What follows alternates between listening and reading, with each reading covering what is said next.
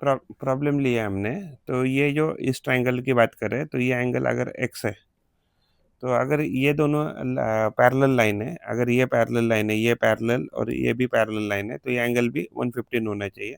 क्योंकि अगर मान लीजिए कभी भी हम दो पैरेलल लाइन लेते हैं, कभी भी दो पैरेलल लाइन लेते हैं, तो ये जितना एंगल होगा उतना ही एंगल ये होगा, और जितना एंगल ये होगा उतना ही एंगल ये होना चाहिए। तो अगर ये 115 है, तो अगर ये 115 है, तो इसका मतलब ये कितना होना चाहिए, तो 65 होना चाहिए। 65 इसलिए क्योंकि ये लीनियर पेयर है, तो लीनियर पेयर के एंगल की टोटल कितनी होती है, लीनियर पेयर के एंगल की टोटल 180 होती है। तो अगर ये 65 है और ये 45, 65 प्लस 45 तो 110 हो गया, तो एक्स का वैल्यू क्या आ जाएगा, तो ये 70 आ जाएगा। क्योंकि किसी भी ट्रायंगल के एंगल की टोटल कितनी आनी चाहिए, तो 180 आनी चाहिए। तो यानी कि अगर इस पर्टिकुलर ट्रायंगल की बात करें, तो उसमें से एक एंगल कितना है, तो उसमें से एक एंगल 65 है, दूसरा एंगल 45 है। तो तीसरा, तो इन दोनों का टोटल कितना हो गया, इसका टोटल और इसका टोटल कितना हो गया, 110 हो गया। तो 110 में कितना जोड़ना पड़ेगा, तो 70।